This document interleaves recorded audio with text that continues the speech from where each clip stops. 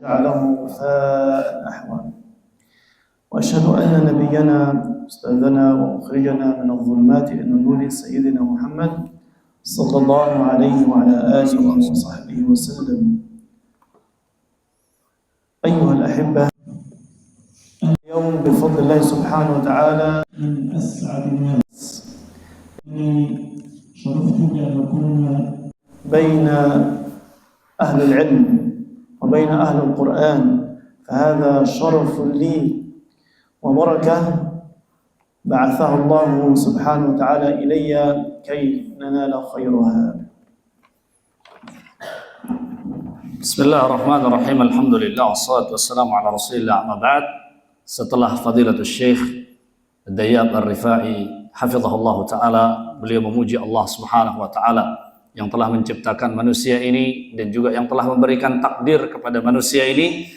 Kemudian beliau hafizahullah ta'ala mengatakan alhamdulillah, Allah subhanahu wa ta'ala memberikan taufik kepada beliau, memberikan sebuah kehormatan dan kemuliaan untuk beliau berada di tengah-tengah para penuntut ilmu, dan tentunya ini merupakan keberkahan yang Allah subhanahu wa ta'ala berikan tatkala beliau bisa berjumpa dengan bertemu dan dengan para penuntut ilmu pada hari ini.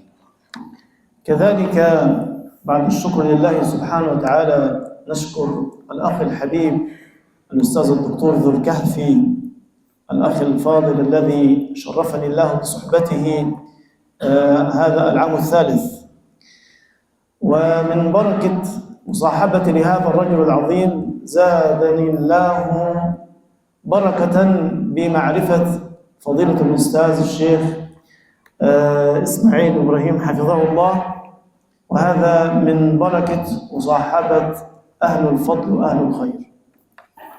Dan tentunya kedatangan saya di sini adalah berkahnya pertemanan saya dengan Dr. Kahfi, teman saya yang mulia, teman saya yang begitu luar biasa. Ditambah lagi keberkahan tersebut ketika saya diperkenalkan dengan Ustaz Al-Fadhil Ustaz Ismail hafizahullah ta'ala, dan tentunya ini adalah kebaikan yang Allah Subhanahu wa taala berikan kepada kita semua. Amma uridu an uwajjih risalah ila shabab al-ummah. Aqulu lakum ayyuha asy-shabab, antum wasiyatu an-nabiy sallallahu alaihi wasallam alladhi qala istawsu bish-shabab khairan.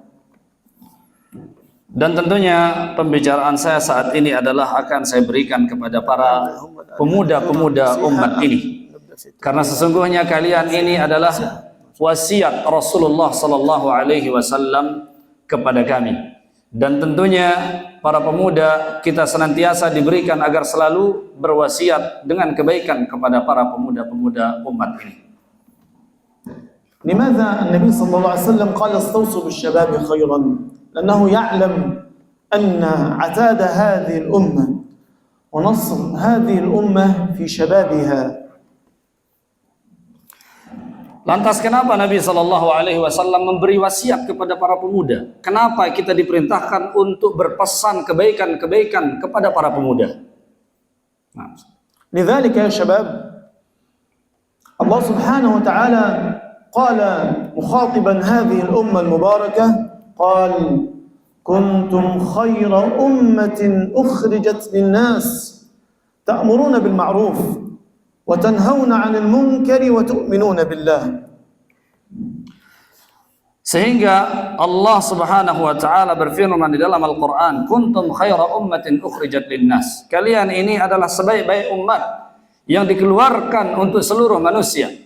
Ta'muruna bil ma'ruf, yang kalian diperintahkan untuk mengajak manusia kepada yang ma'ruf, kepada yang baik. Ya, jadi kita ini adalah umat dakwah yang diperintahkan oleh Allah Subhanahu wa taala untuk mengajak manusia senantiasa melakukan kebaikan-kebaikan. وهنا السؤال يا شباب، هل نستطيع أن نأمر بالمعروف وننهى عن المنكر بدون علم؟ هذا يستحيل. فهنا يتوجب علينا نحن الشباب قوة في الذاكرة، قوة في البدن، يجب علينا أن نتعلم العلم حتى نستطيع أن نأمر بالمعروف وننهى عن المنكر حتى ننال الخيرية التي قالها المولى عز وجل.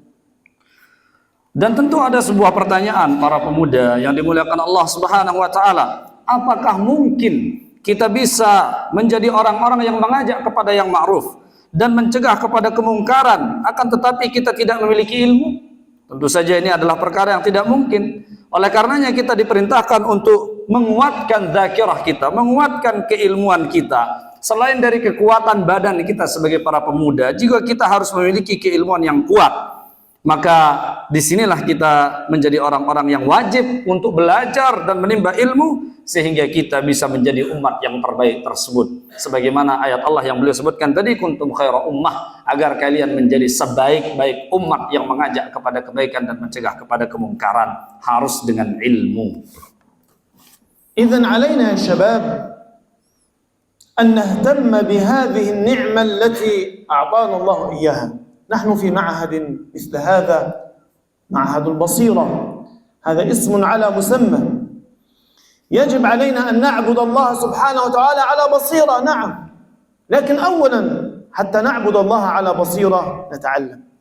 وأول العلم الذي يجب على كل مسلم ومسلمة يبدأ بحفظ القرآن الكريم، أن نهتم بحفظ القرآن الكريم، ولا نقول نحفظ جزء أو جزئين أو ثلاث، بل لا بد علينا أن نتم القرآن الكريم أولا، ثم بعد ذلك نتعلم السنة حتى نخرج الناس من الظلمات إلى النور. المجتمع كله ينتظركم أيها الشباب.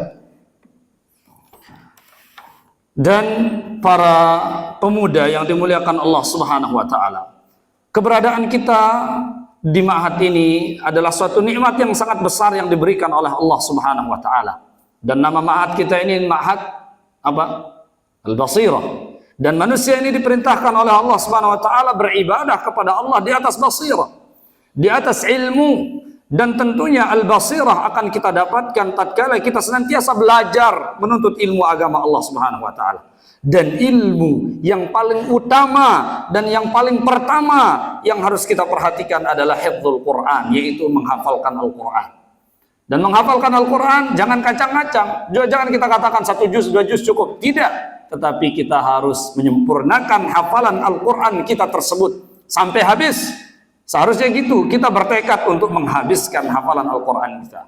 Kemudian setelah itu kita mempelajari sunnah-sunnah Nabi SAW, memahami hadis-hadis Nabi SAW, agar kita ini bisa berdakwah, mengajak manusia minadh-dhulumati ilan nur, dari kegelapan kebodohan itu menuju kepada cahaya ilmu. Nah, وهنا يا شباب يجب علينا أن نستفيد بكل لحظة نقيمها في مكان العلم الذي نتعلمه، ثم بعد ذلك نذهب إلى قرانا وإلى مساجدنا وإلى بيوتنا وإلى أهلنا وإلى ذو رحمنا أرحامنا أقصد، ونعيد إليهم هذا العلم ونعلمهم. الآن أكثر المساجد يصلي فيه كبار السن، والشباب أين؟ الشباب في الخلف. لماذا؟ أنتم شباب اللسان بفضل الله قوي، يستطيع أن يصحح المخارج. أما الرجل الذي كبر في السن خلاص هو لسانه أعجمي، لسانه تخشب، لا يستطيع أن يلفظ القرآن الكريم صحيحا. أنتم الآن يجب عليكم أن تتعلموا وتصدروا العلم إلى أهليكم وإلى قراكم وإلى مساجدكم، وتكونوا أئمة للمسلمين في كل بقاع الأرض جميعا. nah, maka para tulabul ilmi yang dimuliakan Allah Subhanahu wa taala, wajib bagi kita selama kita belajar ini terus untuk mengambil faedah, istifadah. Selama kita belajar terus, kita mempelajari apa yang penting, ya kita terus belajar, kita istifadah di setiap waktu kita ini, agar kita bisa kembali ke kampung kita, kembali ke rumah kita, kembali ke keluarga kita, kembali ke masyarakat kita dengan membawa ilmu, berdakwah, mengajarkan mereka. Cuman kadang-kadang yang paling banyak di masjid-masjid itu yang sholat tuh tua-tua saja di masjid itu. Sedangkan pemuda-pemuda di belakang sana jauh mereka.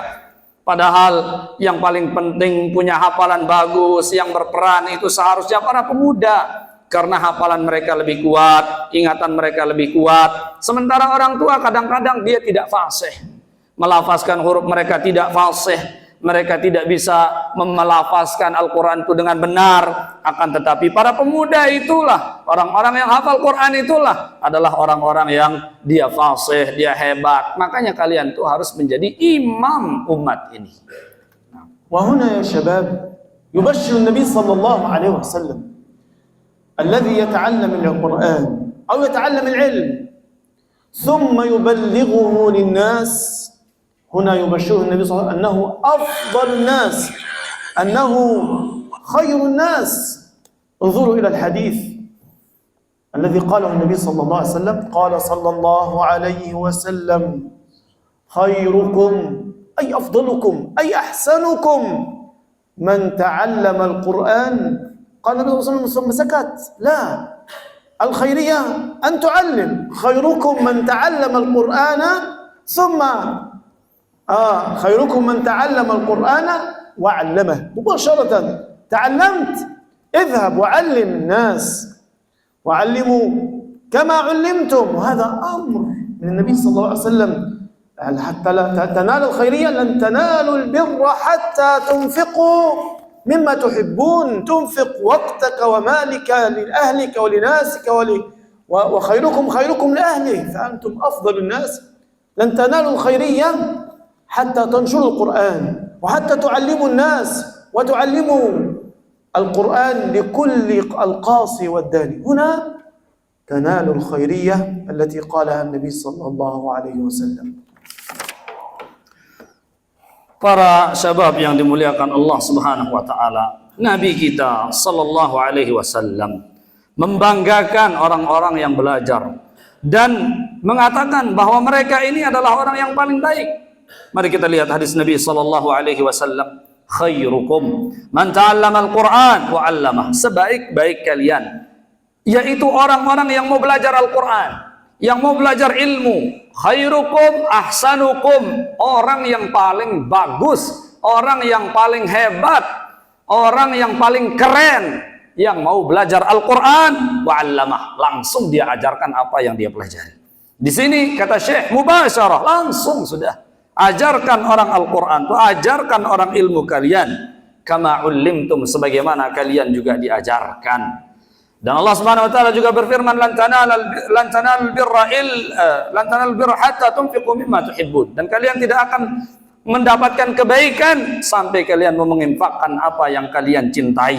Dan mengajarkan Al-Quran, mengajarkan ilmu kepada umat ini merupakan al-khairiyah, kebaikan yang disifati oleh Nabi sallallahu alaihi wasallam, menjadi orang-orang yang terbaik, yang mau belajar, kemudian yang mau mengajarkan orang ilmu yang dia pelajari. هناك قصة صغيرة قال لها أهل العلم أن هناك في شاب من شباب المسلمين كان كبر وتعلم، فقال له علمنا. قال له أهله علمنا. قال حتى أنتهي من المتوسطة، فصبروا عليه حتى انتهى من المتوسطة، ثم قال له علمنا. قال انتظروا حتى أخرج من الثانوية، أتخرج من الثانوية. فصبروا عليه حتى تخرج من الثانوية. ذهبوا قالوا له علمنا. قال له اصبروا حتى أخرج من الجامعة. ما شاء الله. فخرج من الجامعة فتوفاه الله، مات. يا الله. لم يبلغ الرسالة. فرآه أحد الصالحين فقال له ماذا فعل بك ربك؟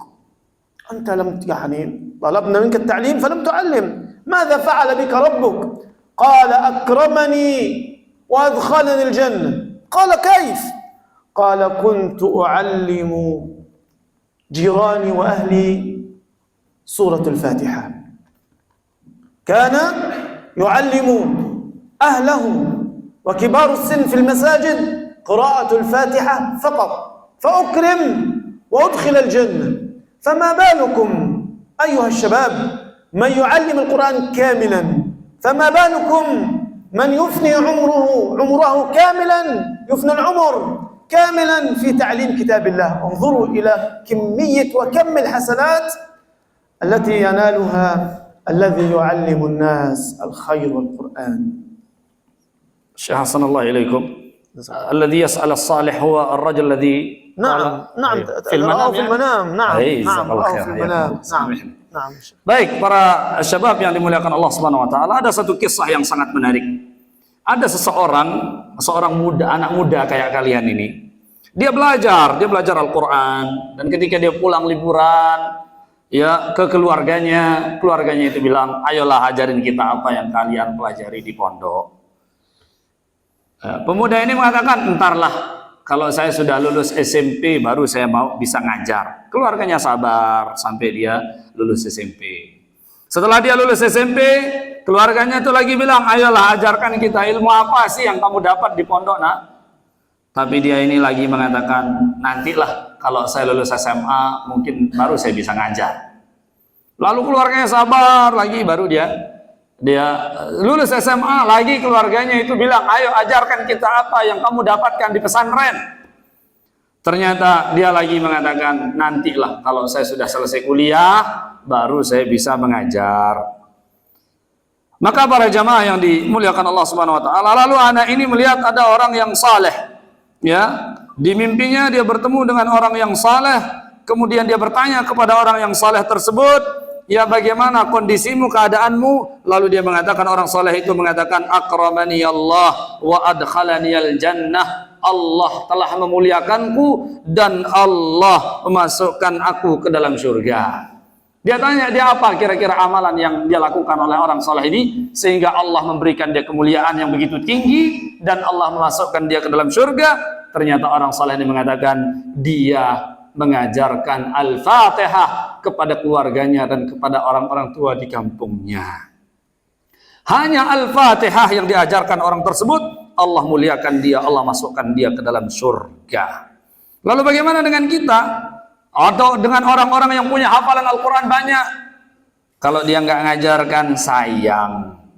Oleh karenanya, orang-orang yang memiliki hafalan yang banyak, Allah pasti akan muliakan ketika dia mengajarkan hafalannya. Apalagi kita menghabiskan umur kita ini untuk mengajarkan Al-Quran dan mengajarkan hal-hal yang bermanfaat kepada Allah, kepada umat ini sebagai amalan yang membela kita di hadapan Allah Subhanahu wa taala. Jangan menunggu tadi lulus SMP tidak ngajar, lulus SMA tidak mau ngajar, lulus kuliah tidak mau ngajar. Diwafatkan oleh Allah Subhanahu wa taala, akhirnya tidak sempat memberikan manfaat apapun kepada umat. ثم هناك واجب علينا. تعلمنا القرآن، حفظنا القرآن، نعم هذا ممتاز وجيد، لكن الذي يجب علينا ويتوجب على كل مسلم ومسلمة أن يترجم هذا القرآن على أخلاقه وجسده، يكون قرآنا فعليا يتمثل في صورة البشر. لا نحفظ القرآن ولا نعمل به، هذا لا، هذا يخالف هدي النبي صلى الله عليه وسلم. لماذا؟ عندما سئلت أم المؤمنين عائشة رضي الله عنها وأرضاها عن خلق النبي صلى الله عليه وسلم، انظروا ماذا قالت. قالت: كان خلقه القرآن، أي قرآنا يمشي على الأرض. Nah. Kemudian yang paling wajib bagi kita para penuntut ilmu yang dimuliakan Allah, jelas belajar. Jadi hafiz itu adalah kebaikan, satu hal yang mumtaz, yang luar biasa. Antum belajar, antum menjadi hafazul Quran, itu adalah hal yang sangat luar biasa. Tetapi yang lebih wajib daripada itu adalah bagaimana kita menjadikan Al-Quran ini menjadi karakteristik diri kita. Menjadikan Al-Quran ini tampak pada akhlak-akhlak kita. Dan kita menjadikan Al-Quran ini sebagai kehidupan kita. Jiwa kita itu adalah Al-Quran. Dan hidup kita itu adalah Al-Quran. Dan orang yang cuma belajar Quran tetapi dia tidak mengamalkan Al-Quran, maka dia telah menyelisihi Rasulullah SAW. Dan Rasul SAW sebagaimana kita ketahui adalah orang yang yatamatsalul Quran, yang hidupnya itu adalah Al-Quran yang berjalan. Sebagaimana Ummul Mukminin ditanya oleh para sahabat bagaimana akhlak Nabi sallallahu alaihi wasallam, Ummul Mukminin Aisyah radhiyallahu taala anha mengatakan, "Kana khuluquhul Quran," akhlak baginda Rasulullah itu adalah Al-Quran. Maka jadikanlah Al-Quran itu menjadi karakteristik diri kita. نحن يا شباب أمرنا أن نقتدي بالنبي صلى الله عليه وسلم. قال الله سبحانه وتعالى: لقد كان لكم في رسول الله أسوة حسنة. نتأسى بالنبي صلى الله عليه وسلم في أخلاقه وننظر كيف كان خلق النبي صلى الله عليه وسلم عندما قال كان خلقه القرآن، أي ينتهي يأمر بما أمر القرآن به وينتهي عما نهى القرآن عنه. القرآن يقول: قل للمؤمنين يغضوا من أبصارهم ويحفظوا فروجهم. فلا ينبغي عليك أن تخرج في الشارع وتنظر إلى محرمات الله، هذا خلق ذمه القرآن. إذا دخلت إلى المسجد يجب عليك أن تتخلق بخلق القرآن، تدخل بثياب نظيفة. يا بني آدم خذوا زينتكم عند كل مسجد، هذا خلق القرآن.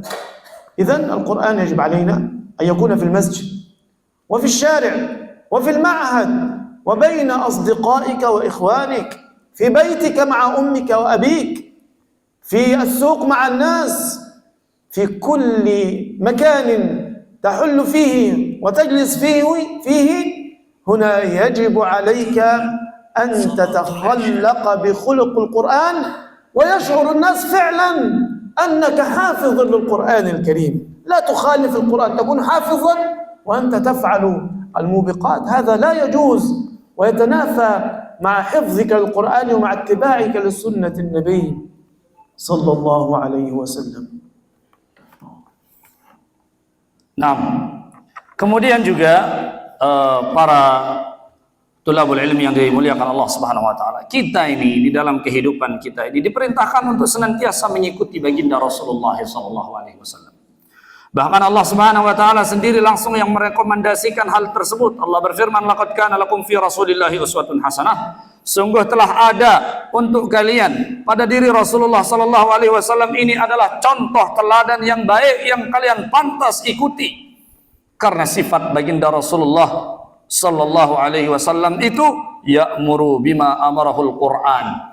Kenapa Ummul Mukminin mensifati Nabi sallallahu alaihi wasallam kana khuluquhul Quran? Nabi itu akhlaknya adalah Al-Quran. Bagaimana sih sebenarnya orang yang berakhlak seperti Al-Quran itu? Yang pertama, ya'muru bima amarahul Quran, dia memerintahkan sesuatu yang diperintahkan Al-Quran. Wa yantahi mimma nahahul Quran, dan dia berhenti dari segala apa yang dilarang oleh Al-Quran. Contoh, qul lil mu'minin an yaghuddu min absarihim, katakanlah kepada orang-orang yang beriman untuk mereka senantiasa menundukkan pandangannya. Jangan nanti kalian berada di jalanan, berada di pasar, malah tidak menundukkan pandangan, liar saja melihat sesuatu yang tidak boleh dilihat. Ketika kalian senantiasa menundukkan pandangan, maka kalian telah berakhlak dengan Al-Quran. Demikian pula ketika kalian berada di masjid, Allah berfirman, "Ya bani Adam khudhu zinatakum inda kulli masjidin." Wahai anak Adam, ambillah pakaian-pakaian, perhiasan-perhiasan kalian yang bagus-bagus, pakaian kalian yang baik-baik ketika kalian hendak ke masjid. Maka ketika kalian adalah seorang penuntut ilmu, maka kalian lakukan ini perintah Allah ini. Ketika kalian datang ke masjid dengan pakaian yang baik, ya, nah maka ketika kalian senantiasa mempraktekkan Al-Quran di semua tempat, di rumahkah, di pondokkah, di pasarkah, maka manusia itu akan tahu bahwa kalian itu ahli Al-Quran. Bukan sekedar kalian dikenal hafiz, tetapi akhlak kalian itu juga menjadi akhlak Quran. Bukan sebaliknya, jangan sampai kalian hafal Quran tapi masih gemar melakukan dosa-dosa besar. Al-mubiqat itu artinya dosa-dosa besar. Maka tidak sepantasnya lah anak-anak yang hafal Quran itu melakukan dosa-dosa besar. Ayuhas syabab, nahnu umirna an nata'awana 'ala al-birri wat-taqwa. Qala Allah Subhanahu wa ta'ala, "Wa ta'awanu 'ala al-birri wat-taqwa wa la ta'awanu 'ala al-ithmi wal-'udwan." فمن هنا يجب علينا وعليكم أن نحافظ على هذا المكان الطيب المبارك. ونحافظ على القرآن الكريم، ونبدأ من الآن نعود جميعا ونتعاون. لابد لنا أن يكون لنا معلم يعلمنا القرآن الكريم. فالقرآن يا شباب لا يدرس مثل المواد الثقافية كالفيزياء والكيمياء والإنجليش، هذا لا. القرآن لا بد من المعلم، هذا شرط من شروط القرآن الكريم. كان النبي صلى الله عليه وسلم النبي يعلمه جبريل عليه السلام، قال علمه شديد القوة، وقال أيضا وإنك لتلقى القرآن. فلا بد علينا أن يكون لنا معلما يعلمنا القرآن الكريم. وجد المعلم نهتم بالمواعيد وبالحلقات، وتكون حلقاتنا مستمرة، ونراجع لبعضنا البعض. هذه إعانة، نستعين مع بعضنا البعض على مراجعة القرآن الكريم. كلنا يلتف حول المعلم، ثم بعد ذلك نسمع إلى بعضنا ما حفظناه حتى نتمكن من الحفظ جيدا. ولا نتهاون يا شباب في حفظ القرآن الكريم، إنها أمانة، ونحن أمرنا بذلك الأمانة أن نتعلمها ثم نعلمها. Kemudian kita ini diperintahkan untuk saling tolong menolong oleh Allah Subhanahu wa taala di atas kebaikan dan di atas ketakwaan. Allah Subhanahu wa taala berfirman, "Wa ta'awanu 'alal birri wat taqwa wa la ta'awanu 'alal itsmi wal 'udwan." Dan selalulah kalian tolong menolong di dalam kebaikan dan ketakwaan kepada Allah, dan jangan kalian tolong menolong di dalam keburukan dan juga di dalam permusuhan. Maka para tulabul ilmi yang dimuliakan Allah, jagalah tempat ini. Hafalkanlah Al-Quran dengan baik. Saling tolong menolonglah kalian untuk menjadi ahli Al-Quran. Di sini kita ada guru. Karena memang belajar Al-Quran itu harus ada gurunya, harus ada ustadznya yang mengajarkannya, yang mendengarkan hafalan kalian nanti. Dan Nabi kita SAW itu sendiri juga belajar Al-Quran itu ada gurunya, yaitu malaikat Jibril alaihissalam. Dan Allah Subhanahu wa taala mengatakan wa innaka latulaqaul Qur'an, ya. Jadi Nabi itu ditalkinkan di Al-Qur'an, ada gurunya, ada malaikat Jibril yang mengajarkannya.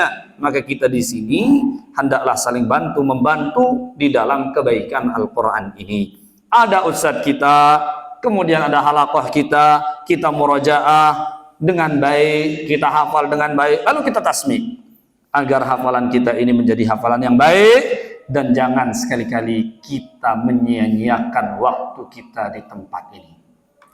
أيها الشباب، آخر مسألة ربما نريد أن نبينها، وهي حكم البسملة. البسملة هناك خلاف دائر بين المذاهب الأربعة في البسملة في أول سورة الفاتحة. الإمام الشافعي، المذهب الشافعي، يثبت البسملة في الفاتحة وفي مطالع جميع الصور ما عدا سورة براءة. الإمام الحنبلي أحمد بن حنبل كذلك يثبت البسملة في سورة الفاتحة فقط، ولم يثبتها في باقي الصور مثلها مثل سورة براءة. أما الإمام مالك لا يثبتها في الفاتحة ولا في غيرها، قال إنما كتبت للفصل بين السور. أما المذهب الحنفي الإمام أبو حنيفة قال كذلك وافق الإمام مالك، لا يثبتها في الفاتحة ولا في مطالع السور، قال إنما كتبت للتبرك. فهذا أمر يعني خلافي بين المذاهب، وكلهم يقتبس من النبي صلى الله عليه وسلم. وهذا من البيان والإيضاح أن الفاتحة الإمام المذهب الشافعي يثبتها في الفاتحة وفي مطالع الصور ما عدا براءة، وكذلك وافقه الإمام أحمد بن حنبل في الفاتحة وخالفه في باقي الصور. هذا ما أردت أن أبينه إليكم، وجزاكم الله خيرا وحفظكم الله. Yang terakhir, para tulabul ilmi, sedikit beliau menambahkan tentang hukum al-basmalah, hukum membaca bismillah. Tentu saja al-a'immah al-arba'ah imam-imam yang 4 yang kita kenal itu berbeda pendapat di dalam masalah bismillah. Adapun pendapat dari al-Imam Syafi'i yuthbitu al-basmalah fil Fatihah wa fi jami'i surat. نعم ما عدا براءة Ma adal bara'ah, kecuali surat al-bara'ah. نعم التوبة. Adapun Imam Syafi'i, beliau menetapkan bismillah itu bagian dari al-Fatihah dan bagian dari semua surat-surat yang ada di dalam Al-Qur'an kecuali surat Taubah, surat al-bara'ah. Ya. Nah, demikian pula Imam Ahmad sepakat dia dengan Imam Syafi'i bahwa bismillah itu bagian dari surat Al-Fatihah, tetapi beliau menyelisih Imam Syafi'i di surat-surat yang lain. Itu bukan bagian dari surat-surat yang lain, hanya saja bismillah itu sebagai pembatas antara surat ini dengan surat berikutnya.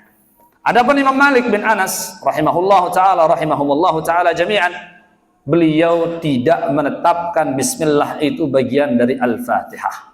Ya, akan tetapi beliau mengatakan ya bismillah itu memang sebagai pembatas antara satu surat dengan surat yang lainnya, sehingga beliau tidak memasukkan bismillah itu bagian dari suratul Fatihah. Demikian pula Imam Abu Hanifah, ya Imam Hanafi tidak juga menetapkan bismillah itu dari bagian suratul Al-Fatihah. Mudah-mudahan yang sedikit ini bisa menjadi motivasi kepada para penuntut ilmu. Itu yang terakhir yang disampaikan oleh Fadilatul Syekh. Naqulu jazahullahu anna khairal jazaa wa nas'alullah an yaj'al hadha fi mizani hasanatihi wa an yudima lahu al khair wal barakah. Amin. Insyaallah taala. Jazakumullahu khairan. Barakallahu fikum. Barakallahu fikum Syekh.